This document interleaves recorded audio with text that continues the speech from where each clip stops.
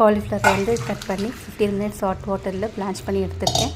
இது ஒரு பவுலில் ட்ரான்ஸ்ஃபர் பண்ணிக்கலாம். இது பவுல் ட்ரான்ஸ்ஃபர் பண்ணதுக்கப்புறம் இது மேரினேட் பண்ணுறதுக்கு கார்ன்ஃப்ளவர், பெப்பர், சால்ட் இது 3 போட்டு மேரினேட் பண்ணி ஒரு சைடில் வச்சிடலாம்.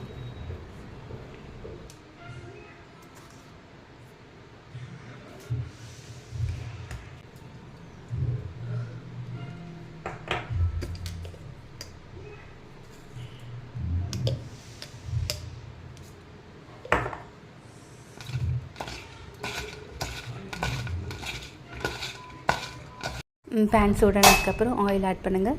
ஆயில் ஆட் பண்ணிட்டு 3 கார்லிக்கை ஃபைன்லி சாப் பண்ணி ஆட் பண்ணுறேன். நல்லா கோல்டன் ப்ரௌன் ஆனதுக்கப்புறம் ஆனியன் வந்து ஃபைன்லி சாப் பண்ணி ஆட் பண்ணிக்கிறேன். அது நல்லா ஃப்ரை பண்ணுங்கள். அது நல்லா ஸ்லைட் கோல்டன் ப்ரௌன் ஆகணும்.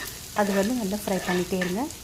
அது ஃப்ரை ஆனதுக்கப்புறம் நம்ம மேரினேட் பண்ண காலிஃப்ளவரை ஆட் பண்ணுங்கள். ஆட் பண்ணி அது நல்ல கோல்டன் ப்ரௌன் ஆற வரலும் நம்ம வந்து ஃப்ரை பண்ணிகிட்டே இருக்கணும்.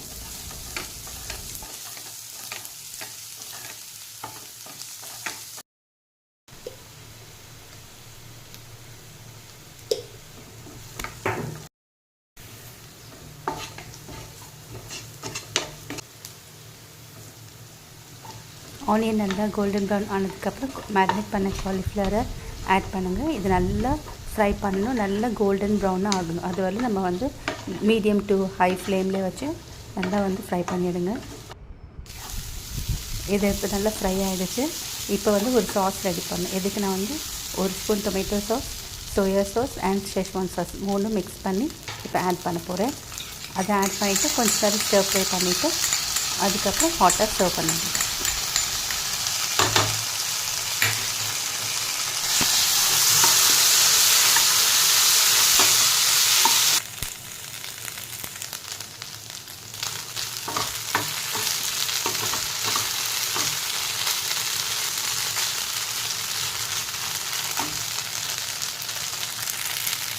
காலிஃப்ளவர் ஸ்டர் ஃப்ரை ரெடி ஆகிடுச்சு. இன்னொரு வீடியோவில் பார்க்கலாம். பாய்.